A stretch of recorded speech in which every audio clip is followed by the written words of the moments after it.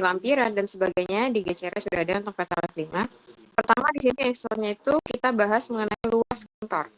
Luas kantor itu tabelnya ada nomornya, terus kemudian ada jenis ruangannya, panjangnya, lebar, dan luasnya. Untuk panjang dan lebar satuannya meter, dan luas itu keseluruhan luas masuknya adalah meter persegi.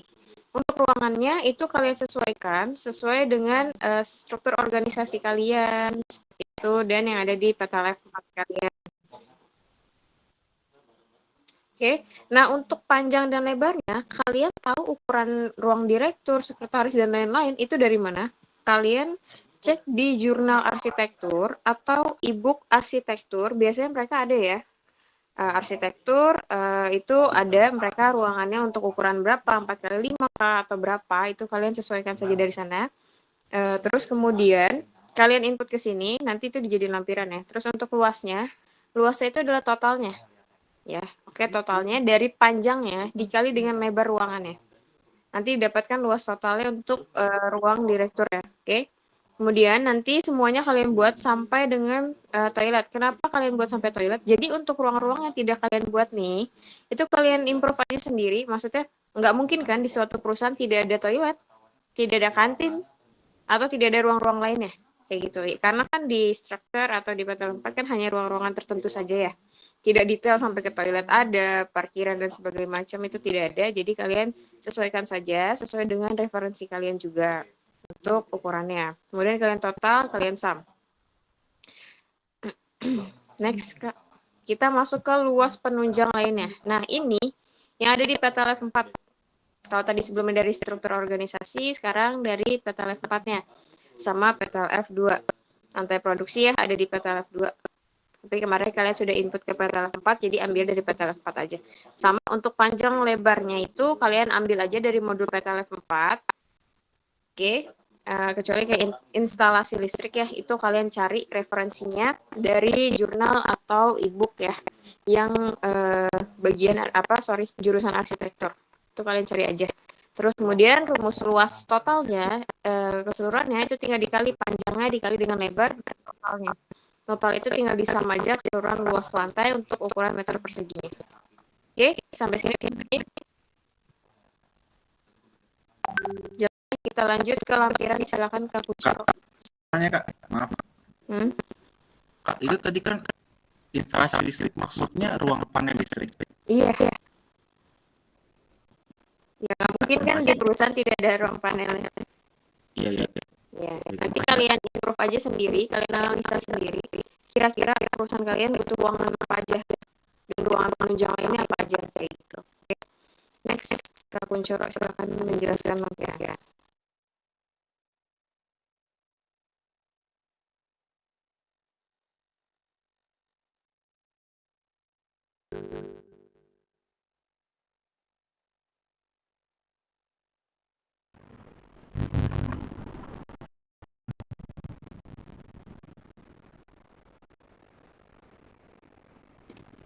Oke, di sini kita masuk ke dalam lampiran untuk tabel 5.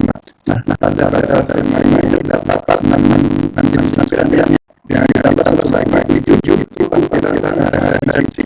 Nah, lampiran pertama ini lampiran ASC, kedua WAD, ketiga AAD, ada AAD, 5 tet, yang keenam itu force institution diagram.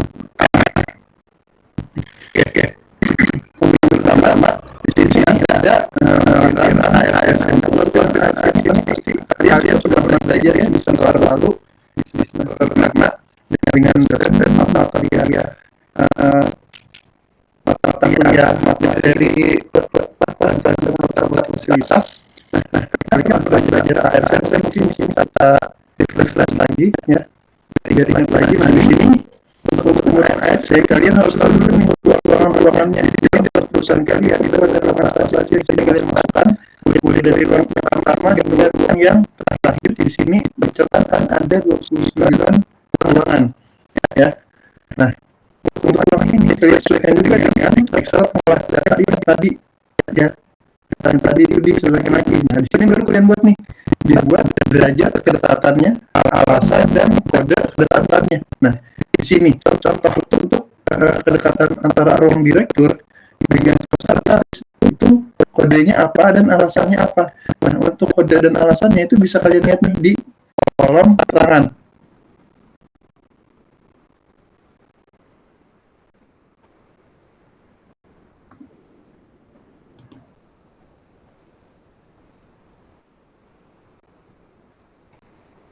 Nah, untuk kode kedekatan dan kode alasannya bisa kalian lihat di sini. Jadi antara ruang direktur dan sekretaris itu apa? Nah, di sini tadi itu warnanya merah yaitu ratingnya kodenya A dengan definisi ruangannya itu mutlak atau perlu didekatkan. Nah, untuk kode alasannya apa? Nanti kalian masukkan di dalam kode hubungannya. Nah, di sini kalian masukkan. Di sini warna merah, nanti ditulis A, lalu ininya apa nih? Kode alasannya. Entah aliran informasi, ya kan? Prosedur kerja atau yang lainnya. Nah, untuk kode alasan ini kalian boleh cari ya referensi, boleh dari e-book ya, karena referensinya itu banyak ya. Jadi kode alasannya ini itu sesuai dengan ruangan-ruangan yang tersedia di perusahaan kalian. Nah, di sini kan ada urutan aliran kerja, ya kan, derajat hubungan kertas kerja dan lainnya. Nah, untuk kodenya ini itu minimal sebanyak 8 ya, minimalnya 8. Yang lebih bagusnya itu lebih dari 8. Nah, untuk kode alasan, misalkan di sini kan ada nih kode alasannya itu di salah satu hubungan, contoh dari ruang direktur dan ruang advokat, di sini itu nomor 11 dan 4. Nah, untuk kode alasannya itu boleh lebih dari 1, tapi sesuaikan lagi nih dengan kode kedekatannya. Dia cocok apa enggak ya? Karena ini tuh harus relevan antara kode kedekatan dan alasan kedekatan. Ini harus cocok, relevan ya. Jangan atasnya itu mutlak didekatkan tapi di bawahnya itu tidak ada hubungannya apa-apa ya. Nanti kalian ini tuh analisa lagi nih. Kalian analisa lagi satu-satu dari ruang direktur ke ruang sekretaris, ke ruang advokat, dari ruang direktur ke ruang manajer keuangan hingga yang terakhir. Nah, setelah itu kalian analisis lagi nih dari ruang sekretaris, hubungannya apa nih dengan ruang advokat hingga seterusnya ke bawah. Nah, ini kalian analisis semua hingga selesai. Nah, jika sudah selesai, baru kalian bisa lanjut ke lampiran selanjutnya. Di sini ada lampiran WARD. Nah, lampiran WARD ini tuh lampiran seperti resume dari ARC. Ya. Resume dari ARC. Jadi, WARD ini bisa kalian buat jika ARC-nya itu sudah selesai. Nah, untuk pembuatan WARD ini, itu tidak ada pengolahan data atau penyumlahan. Tapi di sini kalian, nilai-nilainya ini, kalian masukkan dari nomor ruangannya. Misalkan, untuk aktivitas ruang direktur, derajat kedekatan A ya, yaitu mutlak didekatkan, itu dengan ruangan berapa saja bisa kalian lihat di ARC ya. Ruang direktur kodenya A ya, mutlak didekatkan. Nah, kalian lihat nih, ruang direktur dia didekatkan dengan apa aja nih ya, yang warna merah atau kodenya A. Nanti kalian tambahkan ya di sini A, I, U, E, O, X-nya. Nah, di sini hanya dengan ruang sekretaris. Maka di WARD itu hanya dimasukkan dengan nomor ruangan kedua. Nah, untuk E, ya, ruang direktur, ya, derajat keterkaitan dengan E, itu dengan ruangan berapa aja? Di sini ada 3, 4, 5, 6, 7, 8, 9, 10, dan 12. Maka kalian masukkan di sini nih, ya, 3, 4, kalian masukkan semuanya, dan seterusnya. Nah, yang I itu berapa banyak? Nah, di sini ada 13 nih, yang biru. Antara ruang direktur dengan ruang rapat. Nah, begitu seterusnya hingga akhir selesai. Semua ruangan itu harus masuk, ada keterangannya. Nah, jika di sini strip, ya, misalkan ruang advokat, ya, di sini kan untuk derajat kedekatannya itu tidak ada yang A, maka diberi tanda strip. Ya. Ruang advokat yang ketiga itu tidak ada kedekatannya nih yang A warna merah dengan ruangan yang lainnya, maka di WARD ini tuh diberi tanda strip aja. Oke, jika sudah selesai ya untuk mengerjakan derajat keterkaitan dengan aktivitas ruangan, baru kalian bisa mengerjakan ARD. Nah, ARD ini kalian buat ya peruangan dulu, kalian buat peruangan ya, kotak-kotak satu-satu. Nah, untuk satu kotak ruangan ini kalian buat dulu nih untuk A, E, I, O, U, X-nya. Nah, ini kalian buat satu-satu, kalian sesuaikan ya. Untuk stasiun ke-27, contohnya di sini 27 itu ruangan instalasi listrik ya atau genset. Nah, 27. Nah, untuk 27 kalian lihat lagi di sini nih di WARD instalasi listrik. Nah, untuk A-nya itu kan nggak ada, maka di sini A-nya nggak ada. Nah, selanjutnya untuk EE-nya itu 23, kalian masukkan di sini dengan nomor 23 dan seterusnya ya. Jadi ARD ini bisa kalian buat jika WARD-nya itu telah selesai.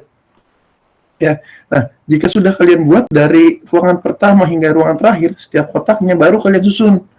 Kalian susun berdasarkan dari kode kedekatannya nih. Misalkan ruangan yang pertama di sini, dia itu harus didekatkan dengan ruangan 2, yaitu ruang sekretaris.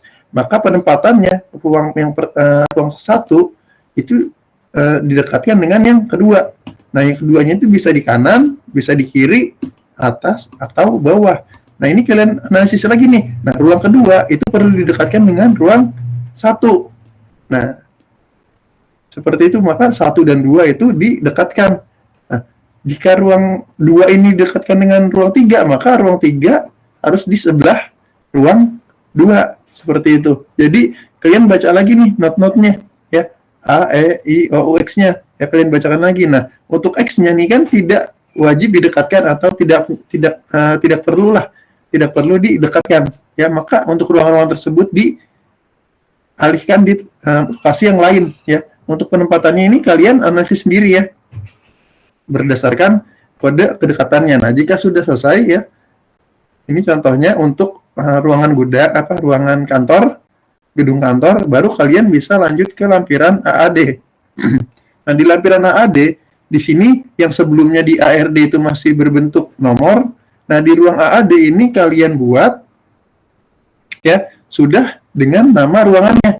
Nah, untuk ukurannya ini kalian sesuaikan lagi dengan di pengolahan data Excel yang tadi. Makanya di sini untuk ruangan ya kan ada yang besar, ada yang kecil. Nah, ini kalian sesuaikan lagi nih untuk ruangannya. Ruangannya jadi ukurannya tidak sama besar, karena kan kalau di ARD ini kan sama semua, tapi kalau di AAD ini ruangannya beda-beda. Tapi untuk penempatannya berdasarkan dari ARD yang tadi. Nah, setelah kalian buat untuk ruangan office atau kantor, kan ada parkiran, pos satpam, musola, klinik, ya kan, dan kantin. Nah, selanjutnya di AAD ini itu kalian combine dengan lampiran di PTLF 4 ya untuk gedung produksinya. Nah, di sini nih. Nah, gedung ini kalian ambil aja dari lampiran PTLF 4. Nah, untuk penempatannya, kalau perusahaan kalian mau didekatkan dengan lantai produksi, silakan. Tapi kode kedekatannya ada nggak nih? Ya, kalian nanti harus bisa menjelaskan nih kenapa harus didekatkan dengan lantai produksi. Seperti itu. Nah, jika sudah dibuat lampiran AAD, ya, dengan ruangan-ruangan yang sudah sesuai dengan Excel, baru kalian buat lampiran template. Nah, setelah kalian buat setelah buat AAD, kalian buat lampiran template. Ini itu juga berdasarkan lampiran AAD. Nah, kalau di lampiran AAD itu kan hanya tulisan-tulisan ruangan. Nah, di lampiran template ini tuh sudah bentuk kasarannya untuk perusahaan kalian. Nah, di sini untuk nomor 27 tadi itu kan ruangan instalasi listrik atau genset. Nah, maka di sini di lampiran template di sini diberi nomor 27, ruangan 27 dengan gambar genset. Nah, di sini 29 gambarnya apa nih? Kalian sesuaikan lagi gambarnya ya. Nah, untuk ruangan office di sini, jadi di office ini apa saja nih yang diperlukan pada ruangan tersebut? Meja kah, kursi, ya, atau komputer? Ini boleh kalian tambahkan di sini nih. Ya, untuk ruangannya. Nah, untuk parkiran silakan diberi keterangan kendaraan, ya kan kalian ada ya kendaraan dinas. Nah, boleh dimasukin di sini.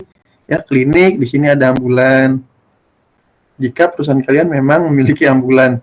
Di sini untuk lantai produksi, ya bisa kalian lihat lagi. Di sini untuk barang yang masuk kan diletakkan di atas palet. Nah, setelah diletakkan di atas palet, masuk ke dalam storage. Nah, di storage itu penyimpanannya menggunakan rak. Maka di sini gambarnya rak. Masuk rantai produksi yang berbentuk dari pola aliran, ya masuk lagi ke dalam warehouse. Ya, untuk media penyimpanannya itu juga sama menggunakan rak. Lanjut lagi ke dalam area shipping, ya untuk pengiriman. Di sini menggunakan palet juga. Nah, di sini untuk nomor 16 karena ini kan masuknya ke dalam receiving penerimaan ini tuh dari kendaraan vendor ya atau distributor. Nah, untuk nomor 19 ini tuh kendaraan dari perusahaan kalian ya. Pengirimannya itu menggunakan kendaraan apa?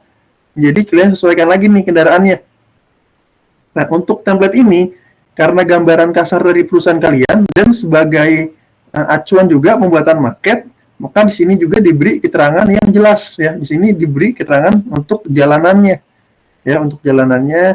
Dan jika ingin diberi aksen-aksen seperti pohon ya, silakan. Kalau mau diberi air mancur atau jembatan itu silakan ya. Tapi jika diberikan keterangan tersebut itu kalian saat pembuatan market itu kalian harus sama persis dengan lampiran template perusahaannya. Jadi antara lampiran template dengan market itu jangan berbeda.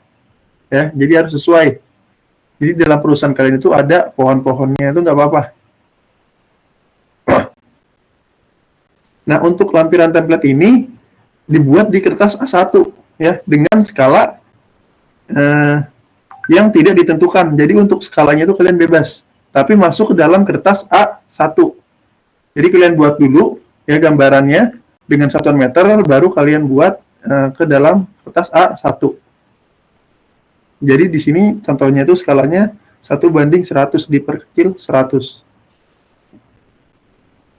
Selanjutnya setelah lampiran template, di sini ada lampiran force communication diagram.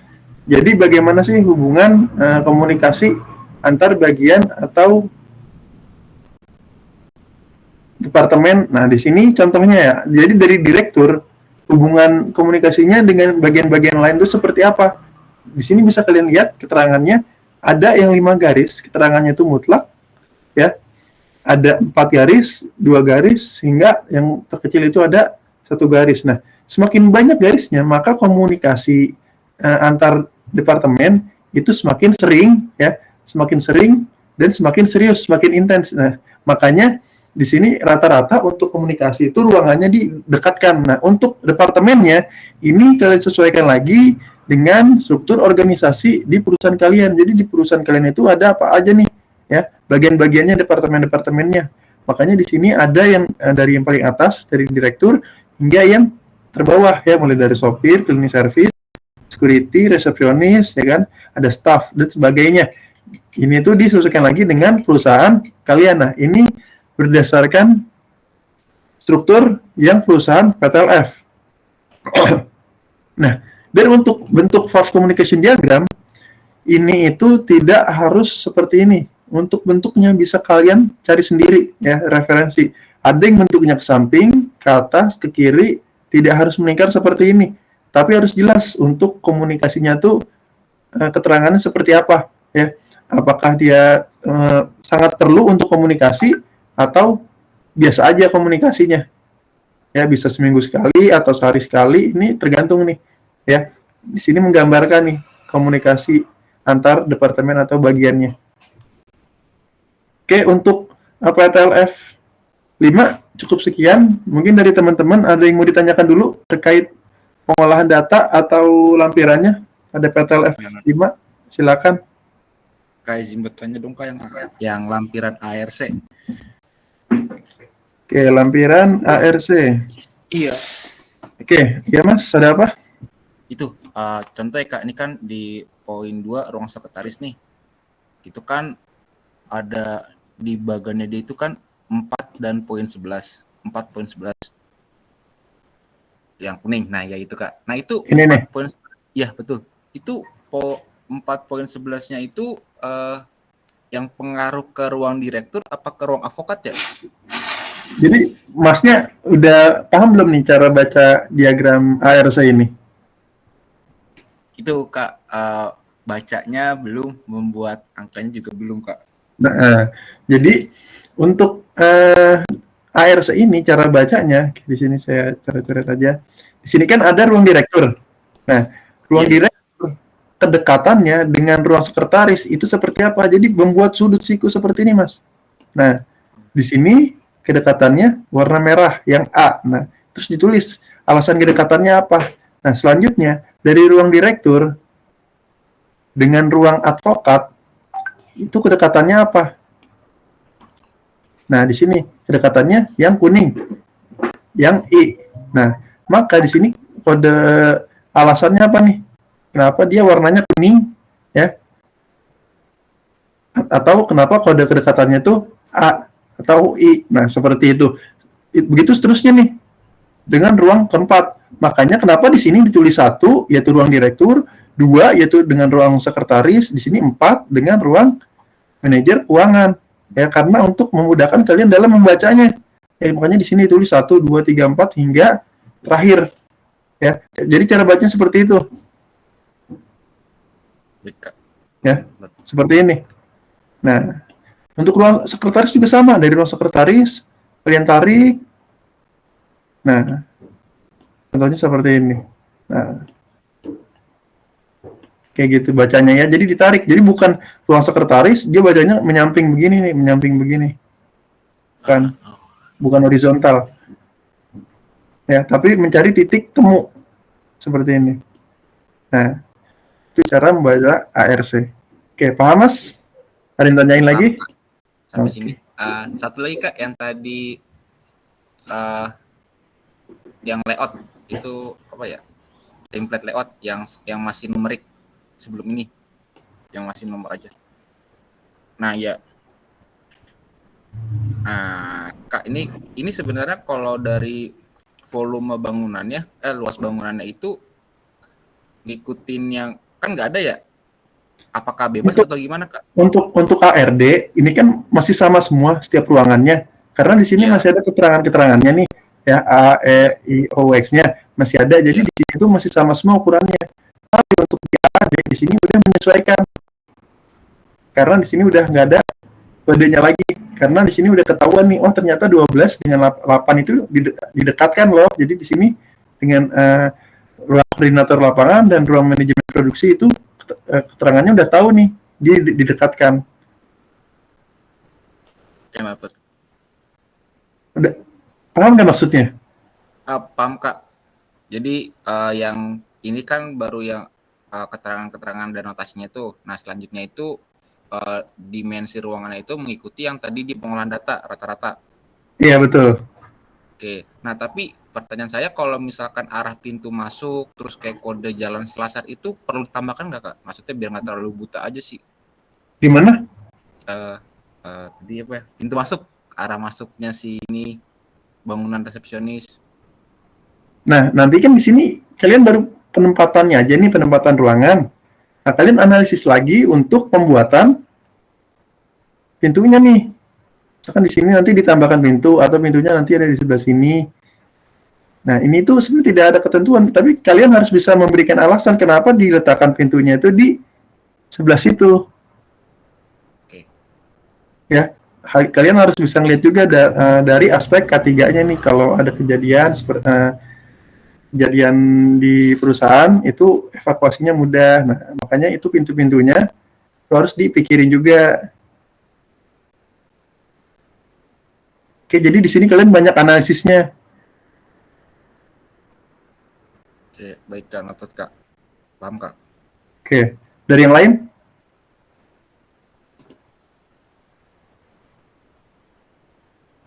Dari yang lain gimana?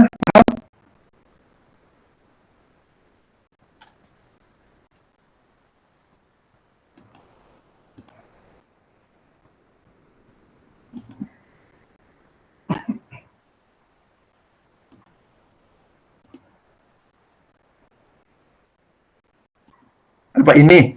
Jadi untuk ARD ini kalian lihat dari WARD. Nah, di WARD ini kan udah, ya, nomor ruangannya aja. Di sini kan ada A, E, I, O, X-nya. Di sini ruang 1 nih, ruang direktur. Nah, kalian masukkan lagi, ya. A-nya ruangan apa, E-nya, nah, masukin aja di sini. Untuk ukurannya masih sama. Oke, ada lagi? Kak, boleh lihat WARD nggak, Kak?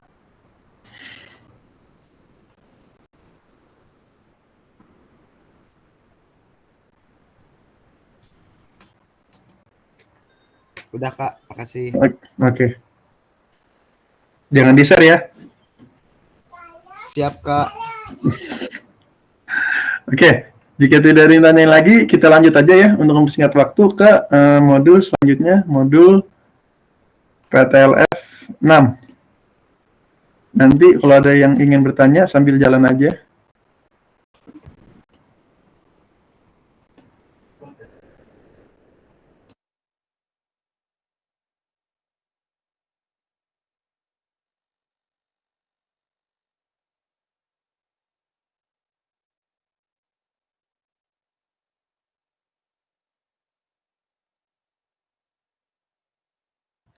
Baik, saya lanjutkan. Sebelumnya terima kasih Kak Kuncoro dan Kak Bila atas penjelasannya.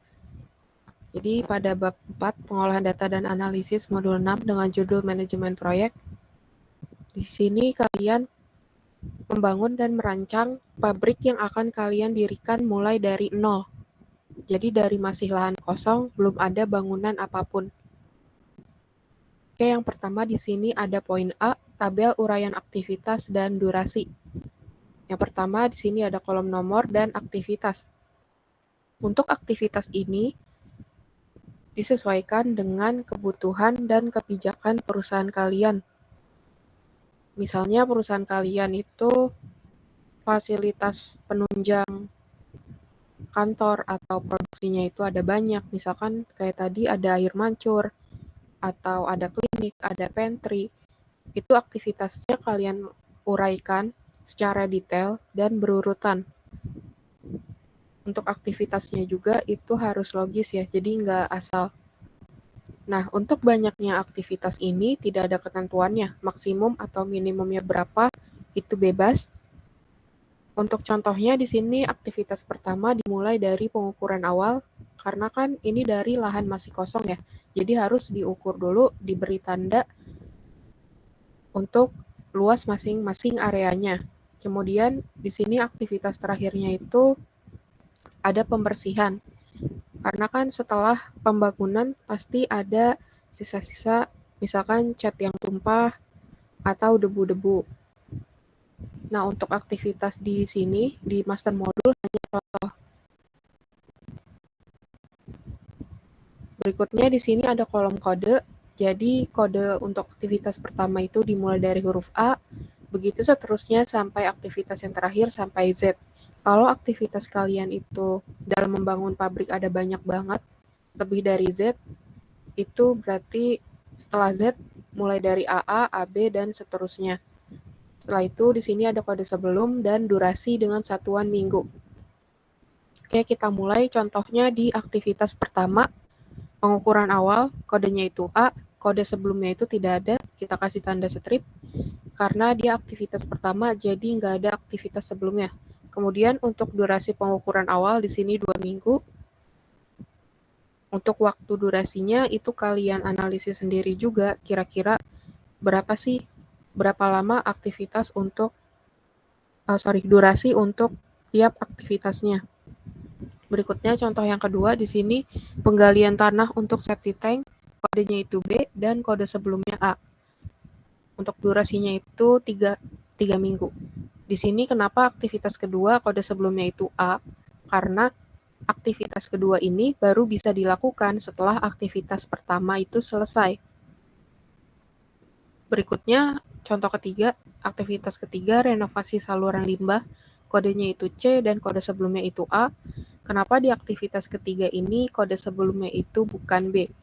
Karena untuk aktivitas ketiga ini bisa dilakukan tanpa harus menunggu aktivitas kedua ini selesai. Asalkan aktivitas yang pertama itu sudah selesai, maka aktivitas ketiga bisa dilakukan. Itulah alasannya mengapa kode sebelumnya itu A. Kemudian untuk durasi aktivitas ketiga ini 2 minggu. Contohnya lagi di sini aktivitas keempat, pengecoran penutup septic tank, kodenya itu D, kode sebelumnya itu B. Nah, di aktivitas keempat ini kenapa kode sebelumnya bukan C? Karena di aktivitas keempat ini, dia bisa dilakukan tanpa menunggu aktivitas ketiga selesai, asalkan aktivitas yang keduanya itu sudah selesai dilakukan. Begitu seterusnya sampai aktivitas yang terakhir. Setelah menentukan aktivitas, kode sebelum, dan durasi per aktivitas, di sini kita totalkan. Untuk durasi pembangunan pabrik ini berkisar dari 24 sampai 48 minggu atau 6 bulan sampai 12 bulan. Jadi jangan kurang dari 6 bulan dan jangan lebih dari 12 bulan. Untuk poin A ini, apakah ada pertanyaan sebelum kita lanjut? Ya, saya mulai dong, Kak. Iya, Pengaruhnya silakan. lebih dari 12 bulan tuh kenapa, Kak? Ada pengaruh nggak di depan? Itu Ya, nggak itu boleh tuh lebih dari iya. 12 bulan. Jadi idealnya untuk membangun pabrik itu range waktunya segitu. Karena kalau terlalu lama juga kan pasti ada cost-nya ya. Bayar upah tukang, upah mandor, dan lain-lain. Jadi nanti kelebihan cost. Karena kan di APP PTLF ini konsepnya kalian akan mendirikan perusahaan ya. Kalau bangun pabriknya terlalu lama kan makan cost yang besar. Jadi Baik, Kak, terima kasih. manfaatkan waktunya itu seefisien mungkin. Iya, sama-sama. Ada lagi? Iya, silakan. Mas Sutrisno.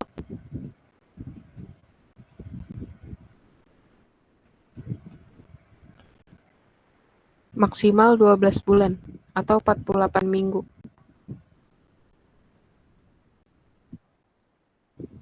Iya, nggak boleh lebih. Iya, total durasinya.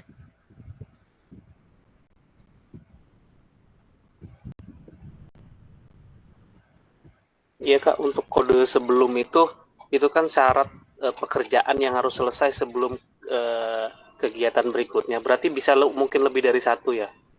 Misalkan pekerjaan D syaratnya harus pekerjaan A dan apa gitu harus selesai, berarti harus bisa lebih dari satu ya. Untuk kode sebelumnya ini tuh pasti hanya ada satu huruf sih Mas, karena kan pasti setiap kegiatan itu berurutan.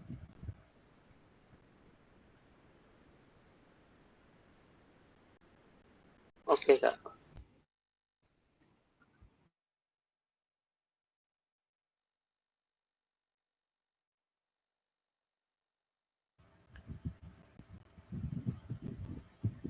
Maaf, tadi.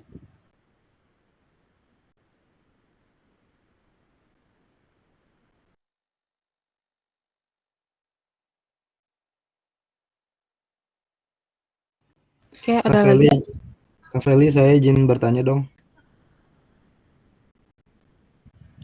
Ya, Halo, silakan. Haru Kak.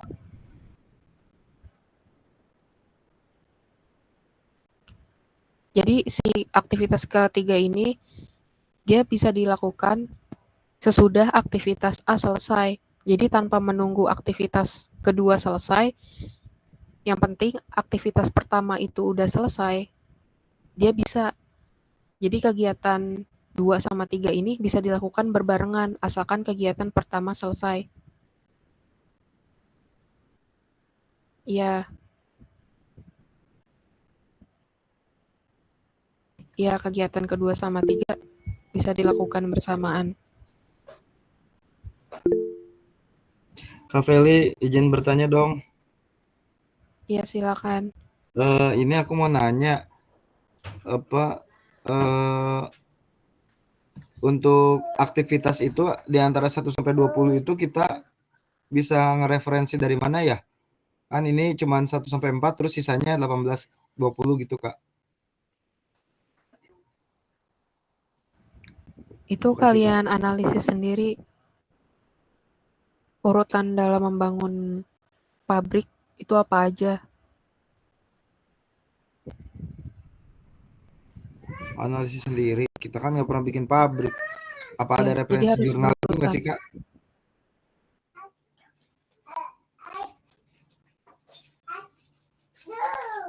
Makasih, Kak. Ya. Jadi boleh aja kok kalau misalkan kalian bingung buat ngelihat aktivitasnya itu apa aja, boleh lihat dari jurnal atau buku. Biasanya tuh ada di jurnal atau buku teknik sipil atau arsitektur ya.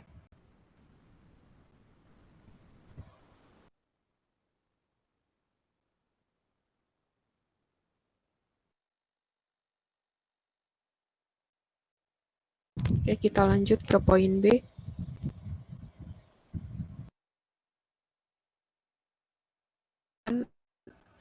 Jenis aktivitas dan durasi waktu pengerjaannya. Di sini kita membuat Gantt chart agar waktu pengerjaan tiap aktivitasnya itu lebih terukur dan sistematis.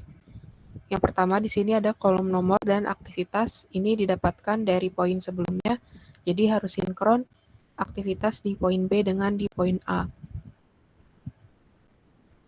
Setelah itu di sini ada kolom time schedule. Di sini untuk time schedule-nya itu dibuat per bulan. Dan dari per bulan itu di breakdown lagi jadi per minggu. Jadi per bulannya ini ada 4 minggu. Untuk contohnya di master module ini pembangunan pabriknya itu selama 10 bulan. Nah, dalam membuat Gantt chart ini konsepnya masih sama seperti membuat Gantt chart di bab 3. Kita langsung aja ke contohnya di aktivitas pertama, pengukuran awal. Seperti tadi ada di poin A, untuk pengukuran awal itu kan 2 minggu. Karena ini aktivitas pertama, jadi kita beri tanda minggu pertama dan minggu kedua di bulan pertama. Kemudian setelah itu, aktivitas kedua, penggalian tanah untuk septic tank. Seperti yang tadi di poin A, untuk durasinya itu 3 minggu. Dan dilakukan setelah aktivitas pertama selesai. Jadi, di sini baru bisa diberi tanda di minggu ketiga. Setelah minggu kedua aktivitas pertama selesai. Jadi di sini kita beri tanda 3 minggu, mulai dari minggu ketiga bulan pertama sampai minggu pertama bulan kedua. Setelah itu, di sini ada aktivitas ketiga, renovasi saluran limbah. Untuk durasinya itu 2 minggu, karena renovasi saluran limbah ini bisa dilakukan tanpa menunggu aktivitas kedua selesai, asalkan aktivitas pertama selesai. Jadi untuk waktunya ini bisa berbarengan dengan aktivitas kedua. Jadi kita beri tanda mulai dari minggu ketiga bulan pertama sampai minggu keempat bulan pertama. Contohnya lagi di sini aktivitas keempat, pengecoran penutup septic tank. Untuk aktivitas keempat ini, karena baru bisa dilakukan setelah aktivitas kedua selesai, oleh karena itu, di sini kita beri tanda setelah waktu pengerjaan aktivitas kedua selesai. Jadi mulainya itu dari minggu kedua, bulan kedua, sampai minggu keempat, bulan kedua. Begitu seterusnya sampai aktivitas yang terakhir. Dan di sini itu ada kurva S. Untuk penjelasan kurva S nanti akan dijelaskan di poin F.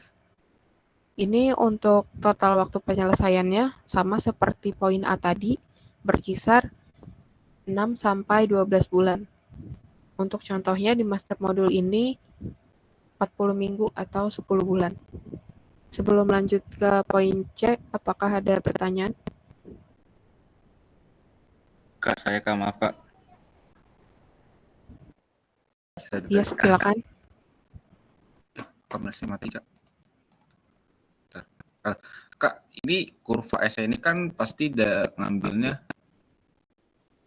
ini ya, yang pakai apa sih? Data formula sih Kak. Iya, nanti dijelaskan ya di poin F. Jadi setelah mengerjakan poin F, kurvanya dicantumkan di Gantt chart sini. Oh iya, berarti di efek. Oke Kak, ntar aja berarti. Makasih Kak. Oke, kita lanjut ke poin C ya. Kepada Kabila dipersilakan.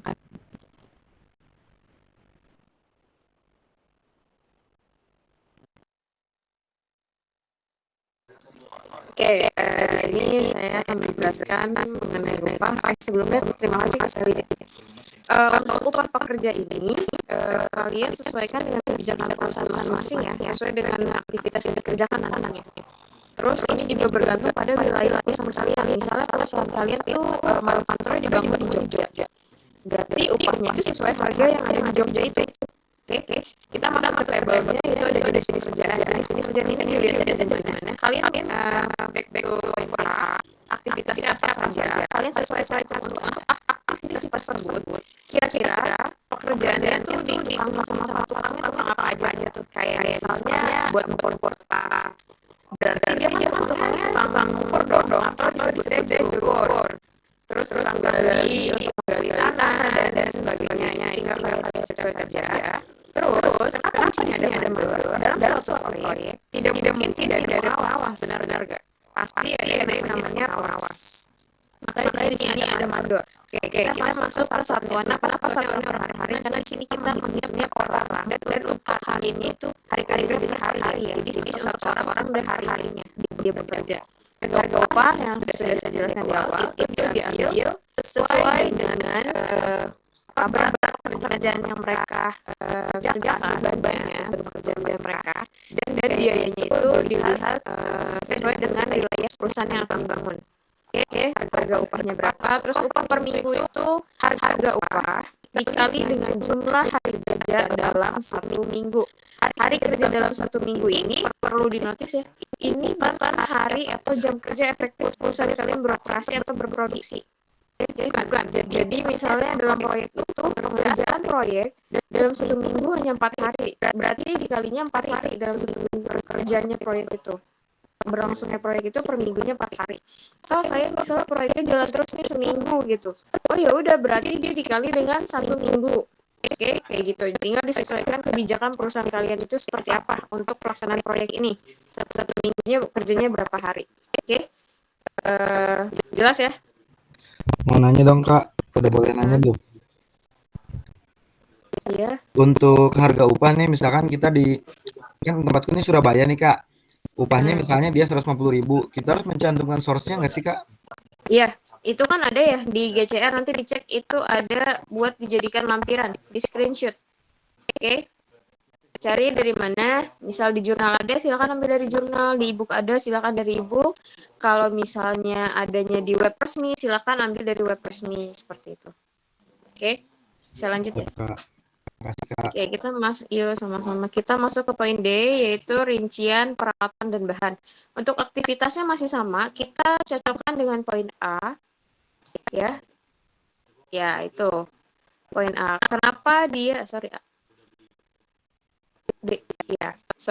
Nah, di sini aktivitas itu kenapa sih ada sampai pembersihan akhir di poin A sampai D? Kenapa? Karena saat proyek itu selesai, itu pasti ada bekas-bekas lah. Kayak misal ngecat, pasti ada tumpahan cat sedikit ke lantai atau apa, itu gunanya pembersihan akhir ya seperti itu. Disapu, dipel, dan dirapihkan lah agar sudah layak untuk digunakan perusahaan tersebut. Seperti itu. Aktivitas sinkron dengan poin A, kodenya pun sama, sinkron dengan poin A. Masuk ke mesin peralatan. Mesin peralatan itu mesin atau peralatan apa saja yang digunakan selama proyek itu berlangsung. Proyek maksudnya itu kegiatan ya. Jadi aktivitas tersebut. Contoh di sini aktivitasnya pengukuran awal. Untuk mesin atau peralatannya, di sini kan kalau namanya ngukur tanah, itu kan butuh meteran ya. Nah, ini nama alatnya itu apa? Berarti roll meter. Oke. Terus kenapa di sini butuhnya palu? Kita masuk ke kolom bahan. Kenapa nanti butuhnya palu? Oke, kita masuk ke bahan. Untuk pengukuran awal tuh bahannya butuhnya kayu patok sama tali. Kenapa dia butuh kayu patok dan tali? Untuk menggarisi lahan tersebut, bahwa lahan tersebut sudah ukurannya perusahaan tersebut atau sudah sesuai dengan lahan yang dibeli. Oke, makanya dipatokin tuh. Ada namanya dulu kasarnya kalau kalian paham, dipatokin tuh tanahnya biar nggak diambil orang atau nggak salah ini tanah ya, paham lah ya. Nah, makanya di situ dipatokin pakai tali. Nanti kalian sesuaikan lagi nih dengan perusahaan kalian, kira-kira kalian bangun menggunakan bahan-bahan apa saja dan alat apa saja. Ingat ya, di master modul ini dijelasin petal F5, 4, sama 6, itu kalian analisis sendiri. Master modul ini hanya contoh, bukan untuk di copy aja. Jadi ini hanya panduan kalian aja pengerjaannya seperti ini loh, contoh gambaran kasarnya. Bukan untuk diikutin 100%, tidak. Hanya panduan langkah-langkahnya seperti ini. Oke, nanti langsung kalian isi sesuai dengan aktivitas terakhir sampai ke pembersihan akhir. Pembersihan akhir itu menggunakan sapu, kain pel, pengki, dan sebagainya. Oke, bahannya apa? Tinggal kalian sesuaikan apakah dia butuh shock clean atau tidak dan sebagainya. Oke, sampai sini jelas ya untuk rincian peralatan dan bahan. Oke, silakan. Iya Kak, mau tanya, ini kan core bisnis kita kan produksi mainan keretanya nih Kak. Terus kalau misalkan pengerjaan pabriknya ini kan tadi kan hitungannya satuannya harian. Terus kan kalau sekarang kan metodenya banyak juga yang sistemnya lamsam atau borongan. Misalkan kayak pekerjaan pengecoran jalan gitu. Apakah terus kita harus beli pasir, beli semen, beli split? Kenapa nggak kita ready mix aja diborongin gitu, satuannya diganti per kubik gitu, per meter persegi gitu. Kayak tadi pengukuran langsung lamsam. Oh pabriknya luas sekian, berarti per meter harga sekian gitu. Itu bisa nggak? Mungkin nggak? Oke, di sini kalau setahu saya ya, namanya borongan sama kita ngerjain yang biasa, yang normal, itu ada perbedaan. Entah di kualitas bahannya, oke, kualitas bangunan dan kualitas pekerjanya. Itu disesuaikan. Kenapa? Karena borongan itu kan mereka, budgetnya kita ada berapa, kita bisa borongan. Oke, untuk waktu spesifiknya, oke 2 bulan harus selesai nih misalnya borongan. Kayak gitu kan. Kalau misalnya ini kan mereka sudah sesuai ya, misalnya nggak mungkin dong bangun perusahaan besar hanya butuh waktu 6 bulan atau 10 bulan kayak gitu. Jadi ya kalian sesuaikan aja. Kalau menurut saya betternya kalian yang normalnya aja, tidak yang borongan seperti itu. Kayak gitu. Oke. Baik, Mbak, saya nambahin, Mbak. Ya, silakan Bapak. Oke. Ya, bagus pertanyaannya kenapa nggak borongan ya. Kita memang core bisnisnya buat mainan ya. Memproduksi, kita membuat pabrik. Nah, kenapa kita harus melakukan pengerjaan sendiri, tidak lamsam ya? Kalau langsam itu berarti kita mengerjakannya di outsourcing ya, berarti dikerjakan oleh orang lain ya. Nah, sementara dalam hal ini kita pembelajarannya adalah mengerjakan sendiri semua pengerjaan pembuatan pabrik ini. Dengan demikian ada namanya schedule project management ya. Project management nanti kan akan diajarin tuh SKUP-nya. Karena kalau dibuat lamsam berarti di aktivitas yang ada di project manajemennya jadi sedikit karena outsourcing. Nah, dalam hal ini kita belajarnya adalah kita semuanya kerjakan sendiri. Sehingga kita perlu menghitung sampai biaya manpower sampai per day. Gitu sih ya. Jadi terima kasih pertanyaannya bagus, kenapa nggak lamsam. Kalau kita nanti sudah punya perusahaan ya bisa mungkin kita borongin langsam ya atau per progress ya, atau kalau di project itu namanya unit rate seperti itu, kerjanya berdasarkan progress ya. Baik, silakan dilanjut Mbak. Baik, terima kasih Pak Andri atas tambahannya. Oke, paham ya Mas? Kenapa kita memilihnya bukan borongan? Siap Mbak. Oke, bisa dilanjut ya. Kita lanjut ke poin E.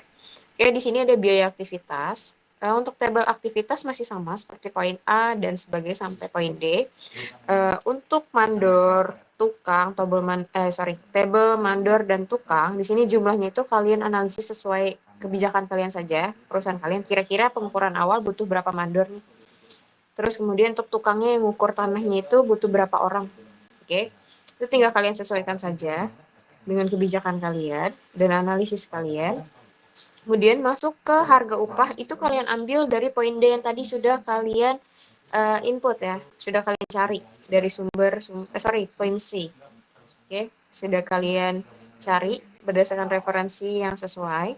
Tinggal kalian input, tinggal di sistem klik saja. Terus durasi per minggunya ini diambil dari poin A. Ya, di sini untuk pengukuran awal sampai dengan pembersihan akhir, poin E. Oke, di sini untuk hitung manpower-nya, kebutuhan manpower, biaya manpower-nya itu rumusnya adalah jumlah mandor dikali dengan biaya upah mandor dikali dengan durasi per minggunya. Ditambah jumlah tukang dikali dengan biaya upah tukang dikali dengan durasi per minggunya. Nah, itu didapatkan untuk biaya manpower. Oke. Nah, untuk mesin dan peralatan, itu kalian sesuaikan dengan poin D. Oke, mesin dan peralatan. Kira-kira untuk harga roll meter dan palu itu berapa dan kalian butuh berapa? Oke, tinggal kalian sesuaikan saja. Sesuai dengan referensi, harga roll meter itu berapa, palu itu berapa, dan kalian butuhnya berapa. Oke, terus masuk ke harga bahan. Biaya bahan di sini itu sesuai dengan poin D juga untuk kolom bahan ya. Bahannya kayak tadi kan butuhnya kayu patok sama tali ya. Kayu patok tuh biayanya berapa sih satu kayu patok, atau dia per ikat atau gimana nanti menjualnya. Terus talinya satu gulung berapa, contohnya seperti itu ya. Ini untuk biayanya bahannya tuh untuk kategori proyek ya, bukan yang beli di biasa gitu yang bisa diketeng gitu. Jadi biar murah kan biasanya belinya langsung.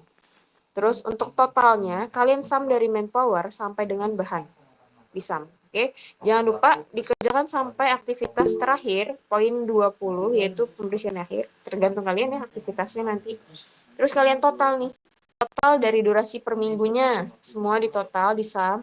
Terus mesin manpowernya juga ditotal, material peralatan ditotal, bahan ditotal, dan total keseluruhannya itu juga kalian sum. Ditotal semua. Oke, sampai sini paham? Ada yang mau ditanya? Iya Kak, itu kalau peralatan itu apakah harus beli atau ada yang bisa sewa? Kalau peralatan, misalnya kalian menggunakan yang buat gali tanah, ekskavator ya, ekskavator. Ekskavator, Kak. Ya, ekskavator itu kalian sesuaikan saja mesin peralatan mau, kan nggak mungkin ya kalian beli nggak sih, nggak mungkin, karena kan pasti proyek itu kalian ya udah minjem atau nyewa kayak gitu untuk jangka waktu berapa. Nah itu kalian sesuaikan saja kayak gitu. Oke, ada lagi mau tanya? Kalau tidak ada,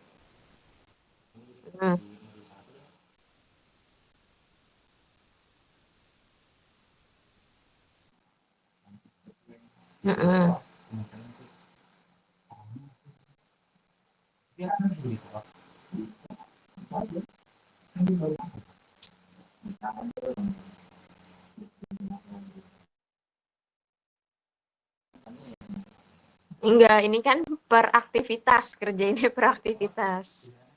Oke, di sini kalian ngitungnya per aktivitas nih.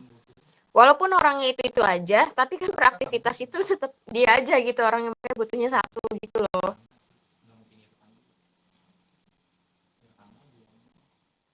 Ya, oke. Bisa lanjut ya. Poin F, silakan Kak Syifa.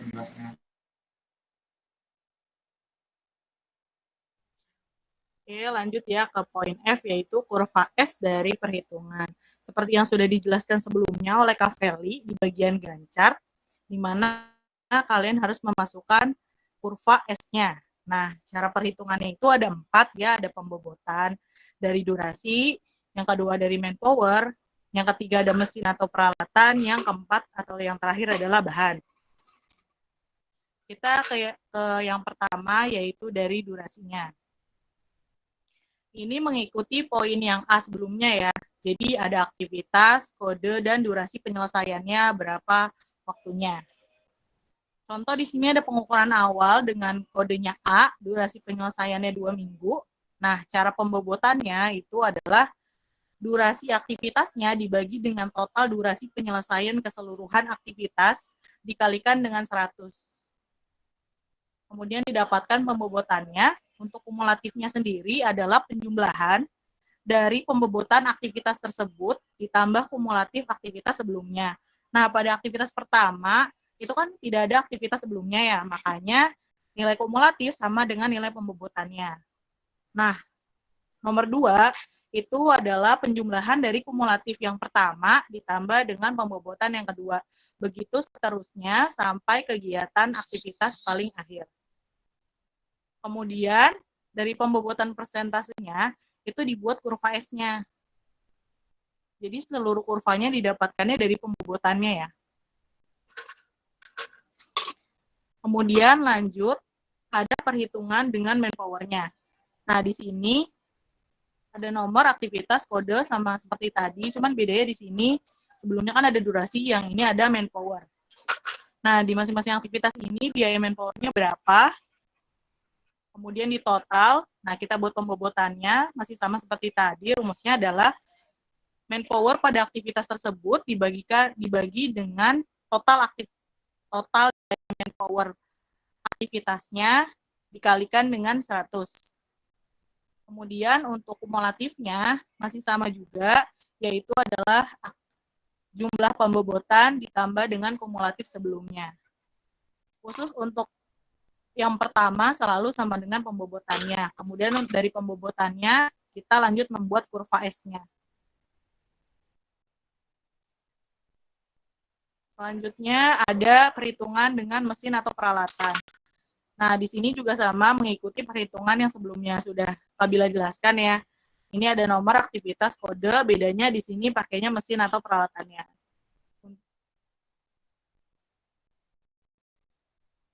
Kemudian untuk pembobotannya, di sini rumusnya masih sama juga, yaitu adalah harga mesin atau peralatan yang digunakan per aktivitas dibagi dengan total harga mesin per total aktivitasnya, dikalikan dengan 100. Untuk kumulatifnya masih sama, yaitu adalah pembobotan pada aktivitas tersebut ditambah dengan kumulatif sebelumnya. Untuk kurva S-nya juga masih sama, menggunakan pembobotan persentasenya. Kemudian yang terakhir itu ada perhitungan dengan bahan. Di sini kalau misalnya bahannya tidak ada, tulisnya strip juga ya, jadi tinggal copy aja dari sheet sebelumnya atau perhitungan sebelumnya. Di poin F, untuk pembobotannya masih sama juga, yaitu adalah harga bahan per aktivitas dibagikan dengan totalnya dikali dengan 100. Kemudian untuk kumulatifnya juga masih sama, yaitu pembobotan pada aktivitas tersebut ditambah dengan kumulatif sebelumnya, kemudian dari pembobotannya tersebut dibuat kurva S-nya. Untuk poin F, ada yang ingin ditanyakan?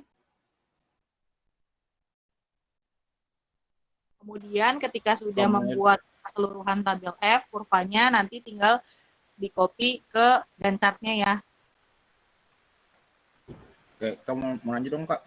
Iya, boleh. Kak, tapi ini saya nggak tahu ya. Tapi dari kurva S ini dinilai juga nggak sih bentuk kurvanya? Nah, kayak itu Kak, contoh Kak. Durasi ya, dari durasi. Itu kan kalau dalam kurva S itu bentuknya kurang sempurna, di mana di prestasi pekerjaan 50% ke atas itu ada yang curam prestasinya. Itu kita dinilai juga nggak? Apa seadanya aja buatnya? Nggak harus benar-benar mengikuti standar kurva S? Mengikuti hasil pembobotannya saja. Oh, berarti nggak perlu ngikutin standar kurva S banget ya, yang nggak terlalu curam dan tidak terlalu landai. Iya, mengikuti hasil dari pembobotannya saja. Oke, baik Kak, makasih Kak. Saya tambahkan ya, Mas. Kalau namanya kurva S itu nggak landai ya. Kalau landai itu berarti waktu pekerjaannya bisa lebih dari 1 tahun tuh. Jadi kalau kurva S itu ya idealnya berbentuk S. Malahan kalau kita bisa mempercepat itu berbentuk huruf J. Itu karakteristik proyek memang seperti itu. Jadi diharapkan lebih cepat pengerjaannya. Karena kalau makin cepat, kita selesai bikin pabriknya makin cepat, kita bisa produksi lebih cepat, otomatis cash flow kita akan positif. Karena kalau pabriknya bikinnya lama, otomatis kan cash flow-nya juga bakal lama, dapatnya break even point-nya bakal lama.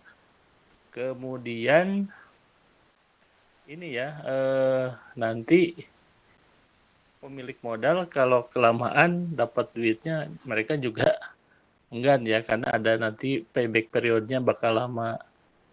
Nah ini saya jelaskan khusus proyek itu makin berbentuk S atau berbentuk J itu makin bagus. Karena tadi perhitungan makin cepat dapat duit makin bagus. Jadi harapannya tidak landai. Kalau landai itu bukan manajemen proyek. Kenapa proyek di-manage? Karena memang kalau proyek itu diusahakan secepat mungkin. Ya, itu harapannya ya.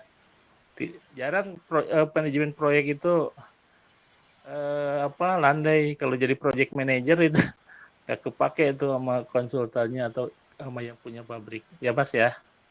Iya Pak, Pak. Jadi kan soalnya tadi saya bilang nggak terlalu landai, nggak terlalu curam. Ya kalau curam itu kan makin bagus, makin kita diakui itu sebagai project manager. Itu aja ya. Baik Pak, patut Pak.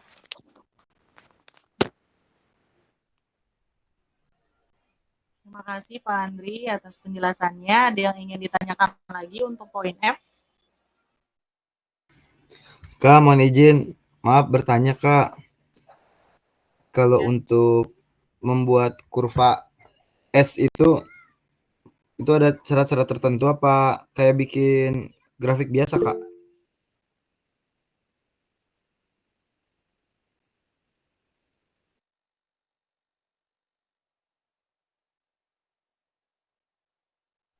Bikinnya kayak grafik biasa, tapi kalau misalnya grafik biasa kan biasa ada keterangan di sebelah kiri sama bawah ya.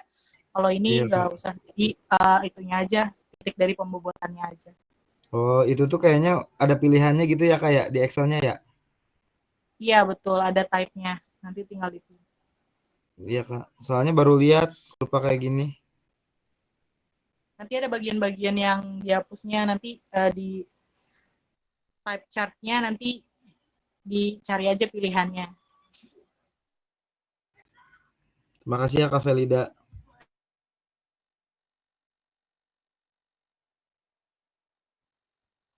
Iya sama-sama, tapi nama saya Syifa. Iya, maaf. Terima kasih Kak Nur Aulia Syifa. Mohon maaf Kak, mohon maaf. Gak apa-apa. Ada lagi yang ingin ditanyakan? Kalau nggak ada, kita ya.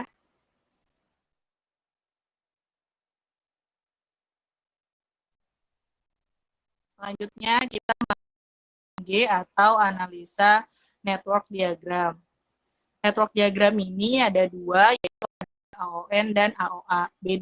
Bedanya AON dengan AOA itu hanya menjelaskan jadi urutan dari kegiatan saat ini hingga kegiatan selanjutnya itu apa saja dengan tanda panah. Contoh, pada ini network diagram ini berdasarkan dengan dari perhitungan A ya. Dari sini nih. Contoh kegiatan pertama itu aktivitasnya pengukuran awal dengan kodenya itu A. Kemudian durasi penyelesaiannya itu adalah 2 minggu. Jadi makanya ditulisnya kodenya A, ada tertera angka 2. Nah, sebelumnya kenapa strip? Karena sebenarnya itu ditulisnya start atau kode sebelumnya. Seperti itu.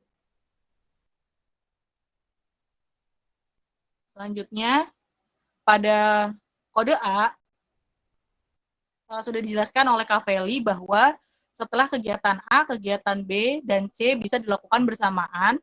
Jadi makanya ada 2 cabang yaitu B dan C. Dengan masing-masing durasi waktunya yaitu B 3 minggu dan C 2 minggu. Begitu seterusnya hingga kegiatan 20. Nah, bedanya kalau pada kegiatan A itu bercabang menjadi 2, yaitu B dan C, karena setelah kegiatan A, kegiatan B dan C dapat dimulai. Nah, kalau misalnya di LM kemudian N, itu kegiatan N dapat dilakukan setelah kegiatan L dan M selesai. Baru kegiatan N dapat dilakukan. Seperti itu. Jadi bedanya antara kegiatannya itu bercabang atau tanda panahnya menjadi 1, bedanya seperti itu ya. Jadi kegiatan sebelumnya itu berpengaruh ke kegiatan selanjutnya. Seperti itu. Begitu seterusnya sampai kegiatan P ditulis lengkap dengan durasi waktunya. Kemudian kita activity in a row. Bedanya kita menuliskan kode, durasi waktu, nomor atau urutan kegiatannya, kemudian yang di seperempat, dia kan satu lingkaran itu ada setengah ya di sebelah kiri, kemudian ada seperempat lingkaran di sebelah kanan atas dan kanan bawah. Nah, maksudnya adalah contoh sebelumnya kan ada start ya, yaitu adalah kode 0 atau belum ada kode sebelumnya, makanya 0, durasi waktunya juga 0 atas bawahnya. Kemudian kegiatan pertama dilakukan, yaitu dengan kode A, dengan durasi waktunya 2. Nah, kegiatannya kan kegiatan pertama, makanya ditulisnya angkanya 1. Kemudian, di seperempat lingkaran yang atas, itu adalah jumlah dari angka 0 yang pada kegiatan start, yang pojok kanan, kemudian ditambah 2, jadi makanya durasinya 2. Seperti itu. Nah, kemudian kita lanjut ke kegiatan B, kan si A ini bercabang jadi 2 ya, bisa jadi B dan C, karena kegiatannya dilakukan secara bersamaan. Nah, kegiatan B ini, itu kan kegiatan nomor 2. Nah, kegiatan B ini dilakukan selama durasinya 3 minggu kan. Jadi, yang lingkaran seperempat lingkaran sebelah kanan itu adalah jumlah dari durasi sebelumnya, yaitu kegiatan 1 itu 2 minggu ditambah 3 minggu jadi 5 minggu. Jadi makanya ditulisnya 5. Kemudian pada kegiatan C, karena kegiatannya itu durasinya 2 minggu, kegiatan sebelumnya 2 minggu, maka jumlahnya ada 4 minggu di bagian C atau kegiatan ketiga. Seperti itu. Begitu seterusnya, hingga tadi ya perbedaannya di bagian N yang menjadi O. M yang menjadi N. Maaf. Pada poin L dan M, seperti yang saya katakan sebelumnya, kegiatan N akan dilakukan setelah kegiatan L dan M setelah selesai. Maksudnya seperti apa? Nah, kegiatan L ini kan ada durasinya ya 16 minggu. Nah, kegiatan M juga durasinya 16 minggu. Nah, kegiatan N itu dilakukan selama 3 minggu, makanya kegiatan ke-14 atau N ini berjumlah 19 minggu. Seperti itu. Begitu seterusnya dijumlah hingga kegiatan yang T. Nah, untuk yang seperempat yang bawah, itu dihitungnya dari kegiatan akhir atau kegiatan T dikurangi terus dengan jumlah durasinya hingga ke perhitungan A. Jadi bedanya seperempat yang atas dan yang bawah, kalau seperempat yang atas itu adalah penjumlahan dari kegiatan A hingga kegiatan T. Kalau misalnya seperempat yang bawah itu adalah pengurangan dari kegiatan yang pertama atau hasil yang atas tuh, hasil yang tadi penjumlahan yang atas itu diturunin ke bawah, kemudian durasinya semakin berkurang ke kiri atau ke kegiatan pertamanya. Jadi mundur. Gunanya metode diagram ini untuk mencari jalur kritisnya.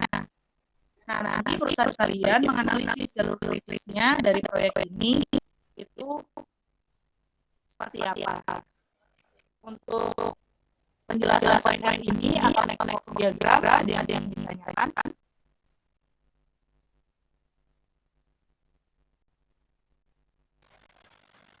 Saya dong Kak. Jalur kritisnya itu maksudnya gimana Kak? Karena durasinya selama bagaimana yang belum paham Pak?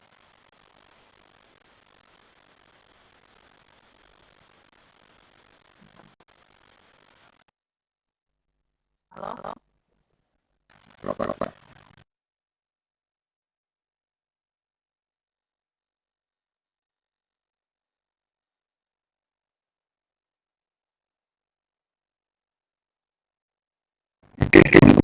Mati mesin saya jawab ya masalah ini. Oke, ini ada ya. Buat jalur kritis. Nah, ini sebagai contoh ya.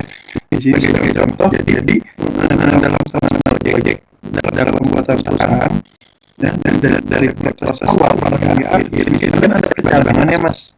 Nah, namanya cadangan berarti ada kegiatan yang berbeda dilakukan pada waktu yang bersamaan.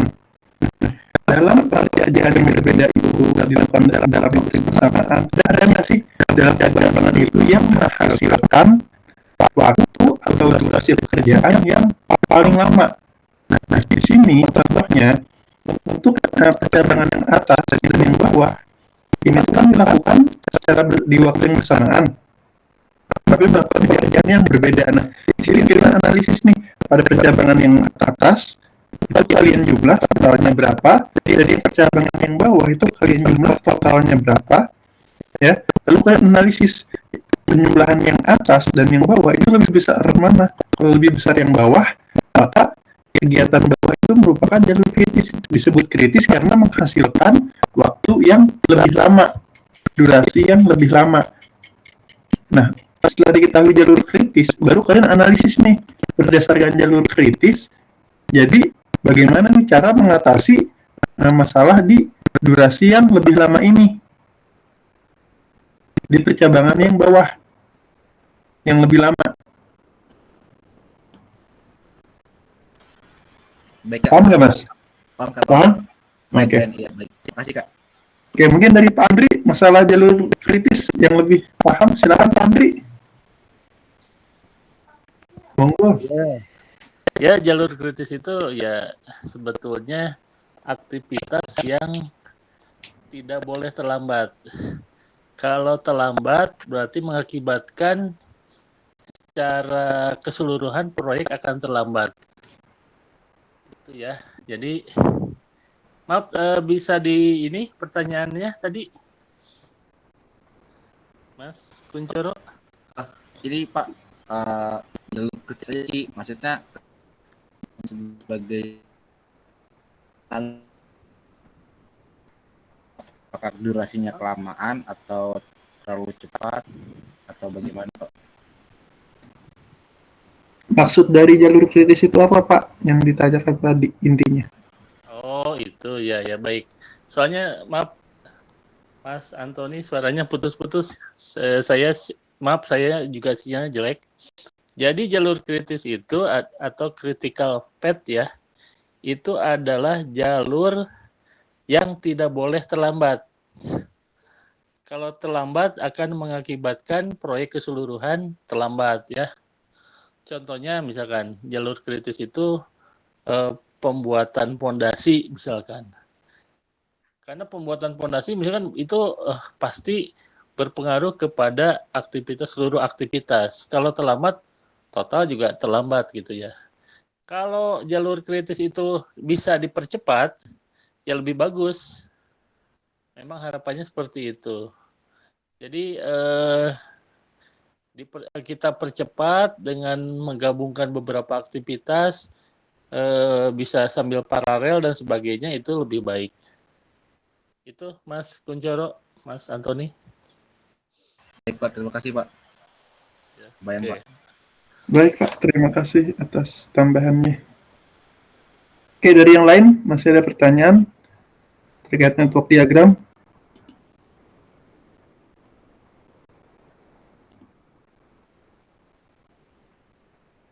Penentuannya itu dari dari apa? Jumlah durasi pengerjaannya, Mas. Sini ada nih durasi pengerjaannya, makanya tadi antara jalur yang atas dan yang bawah dalam percabangan ini tuh dianalisis mana yang menghasilkan durasi yang paling telat. Yang lama itu yang percabangan yang mana? Dijumlahin aja kan di sini kan beda nih pekerjaannya.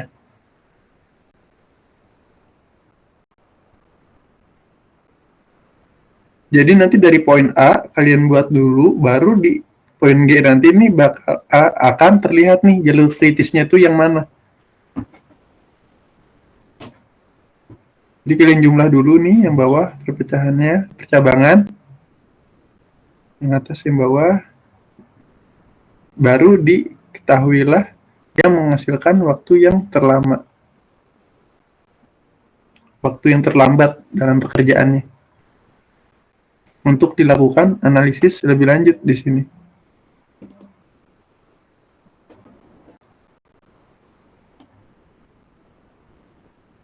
Paham nggak Mas maksudnya gimana?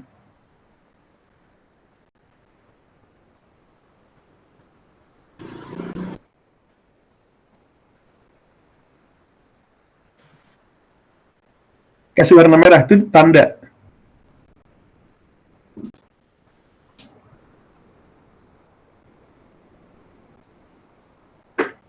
Itu hanya tanda warna merah.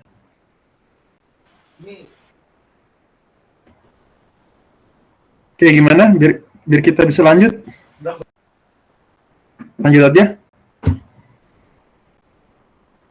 Oke, kita lanjut aja ya ke ketentuan-ketentuan dalam pembuatan market. Oke, di sini ada ketentuannya. Untuk note-nya bisa kalian lihat juga di GCR ya. Udah di-post juga oleh Kabila. Untuk note yang pertama, market perusahaan itu dibawa saat pertemuan offline ke-13. Nah, untuk pembuatan market itu kan seharusnya dilakukan selama 2 pekan. Nah, karena 2 pekan ke depan itu kita pertemuannya online, Google Meet, maka saat pertemuan 13, minggu berikutnya, market perusahaan itu kalian bawa. Tapi untuk pengerjaan tetap selama 2 pekan. Nah, untuk market perusahaan yang berbentuk fisik, itu maksimal berukuran seluas kertas A1 atau 5.000 cm persegi dan minimal 4.500 cm persegi. Nanti untuk perhitungannya bisa pakai skala ya. Ini di sini ada contohnya skala.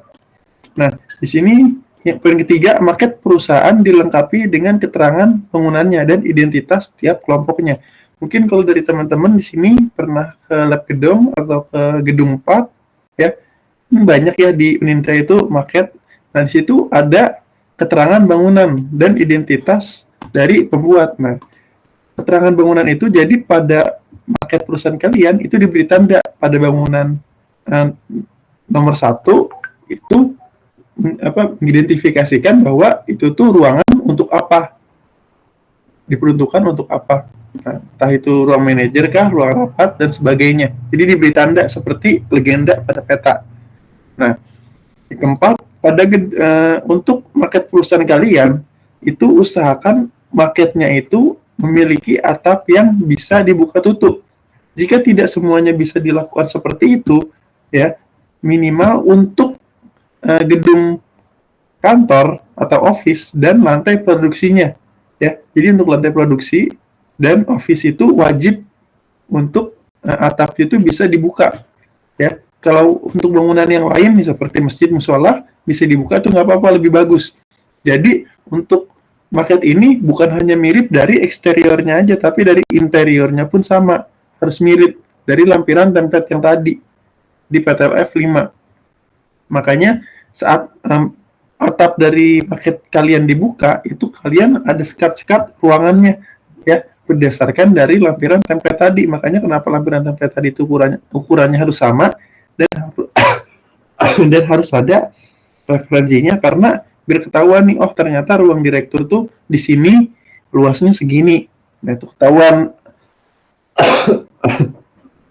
Ya, begitu pula untuk lantai produksi. Jadi untuk pada gedung produksi itu dibuka, itu ketahuan untuk area-areanya mulai dari shipping, storage, lantai produksi, dan seterusnya. Ya, untuk untuk market perusahaan saat dibuka itu juga ada gambar dari alat-alatnya atau mesin-mesinnya dari tampak atas. Ya, kalau bisa buat meja ya dibuat, silakan buat meja. Dan untuk eksteriornya pun itu harus sama ya. Kalau yang tadi saya bilang, kalau perusahaan kalian punya air mancur, maka di lampiran market perusahaan kalian nanti buat air mancur. Jadi dibuat sama persis dengan lampiran template. Ya, ditambah pohon-pohon, tambah kendaraan di area parkir. Seperti itu. Nah, dan untuk bahan dasar atau bahan baku pembuatan market, ya di GCR itu sudah di-post juga, tidak ada ketentuan khususnya. Jadi balik lagi ke kekuatan kelompok kalian masing-masing. Kelompok kalian kuatnya, budgetingnya untuk pembuatan market itu menggunakan bahan dasarnya itu apa? Entah itu kardus, ya kan? Atau semacamnya, atau papan, semacamnya. Tapi untuk pembuatan market disarankan menggunakan bahan baku yang kokoh atau kuat, yang tidak mudah goyang. Ya. Dan untuk maket juga ya kan dibuat sebagus semirip mungkin dengan aslinya. Makanya untuk maket itu jika bisa diberi warna silahkan diberi warna ya supaya lebih bagus hasilnya. Nah, di sini untuk contohnya kan perusahaan kalian nanti realnya itu kan besar ya. Nah, jadi dari luas perusahaan kalian di sini contohnya panjang dan lebar perusahaan kalian itu 40 dan 30 meter. Nah, di sini luasnya berarti panjang dikali lebar didapatkan 1.200 meter untuk luas perusahaan kalian. Nah, dari meter ini gimana caranya kalian ubah ke satuan sentimeter karena kan di sini satuannya luasnya itu sentimeter. Jadi dari 1.200 kalian ubah dulu ke sentimeter. Nah, dari 1.200 maka dikalikan dengan 100 untuk menjadi satuan sentimeter. Nah, dari nilai ini kalian bagi dengan maunya di skala banding berapa nih. Nah, untuk skala perkecil itu 1 banding sekian. Kalau perbesar sekian banding 1. Nah, karena kita perkecil maka 1 misalkan banding dengan contohnya 100. Nah, hasilnya itu 1.200 cm. Sedangkan luas ketentuannya itu 5.000 hingga 4.500. Nah, maka di sini terlalu kecil. Ya, di sini kalian ubah lagi. Nah, di sini 3.000 dengan banding 40. Coba dengan banding 35. Nah, pokoknya kalian untuk skalanya kalian bebas. Tapi dengan ketentuan sebagai berikut. Ya. Rentannya 4.500 hingga 5.000 cm persegi. Nah, di sini contohnya. Skalanya 1 banding 25. Skalanya itu 1 banding 25. Itu didapatkan 4.800 cm persegi dengan ukuran realnya itu 1.200 meter persegi. Jadi untuk luasnya ini nanti kalian harus tahu dulu nih luas perusahaan kalian berapa baru bisa di skala. Seperti itu untuk perhitungan skalanya nanti. Jadi untuk pekan depan lampiran template itu harus udah jadi ya sehingga untuk pekan selanjutnya 1 pekan ke depan itu kalian bisa gunakan untuk langsung pembuatan maket ya. Jadi antara template dan maket itu tidak mengalami banyak kendala pengerjaan. Jadi semuanya bisa selesai tepat waktu. Oke, untuk lampiran template lampiran maket ada pertanyaan nggak dari teman-teman semua? Saya Kak, itu berarti 5.000 cm persegi itu di ukuran A1 ya maksimal ya? Maksimal luasnya. Oh, oke. Untuk luas bangunannya, plannya 5 cm persegi. Iya. Untuk panjang kali lebarnya kalian sesuaikan dengan realnya. Ya, nah maketnya ukuran maksimal A1. A1. Jadi kan A1 itu kan template ukurannya kan template ya Mas, pasti sama. Sedangkan untuk perusahaan pasti kan ada yang lebar panjang ke belakang, lebar ke samping, kan beda-beda. Ya kan tergantung lampiran template. Jadi untuk mau bentuknya mau lebar ke belakang, mau lebar ke depan, lebar di depan, itu bebas. Yang penting luasnya itu seluas kertas A1. Ya, rentannya antara 4.500 hingga 5.000 cm persegi. Kayak gitu, Mas. Baik, Kak. Terima kasih, Kak. Oke, dari yang lain?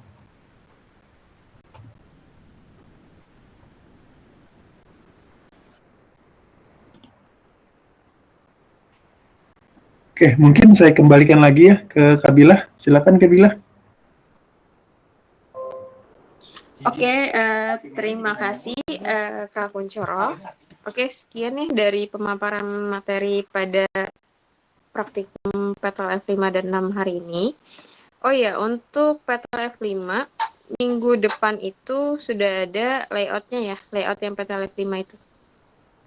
untuk dicek aja, untuk cross check aja kita kalian sudah benar, sudah sesuai atau belum seperti itu. Jadi di bawa minggu depan kita masuk ke APP 2.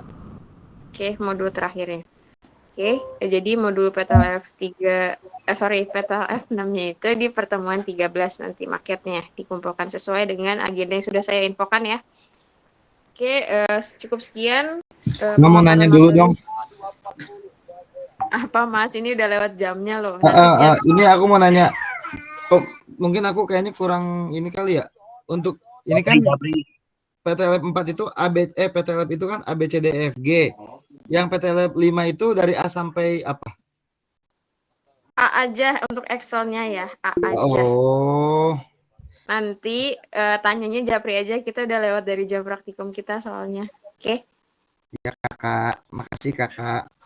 Gak usah gitu Mas Gali, dasar gue bales lu ntar. Oke, terima kasih ya. Saya tutup kelas pada hari ini. Terima kasih atas waktunya Pak Andri dan rekan-rekan S6F serta ASLab PJ dari S6F. Kurang lebih mohon maaf. Sekian dan terima kasih. Wassalamualaikum warahmatullahi wabarakatuh. Selamat malam semuanya. Waalaikumsalam warahmatullahi wabarakatuh. Selamat malam Kak Bila, selamat malam Kak Kuncoro. Terima kasih.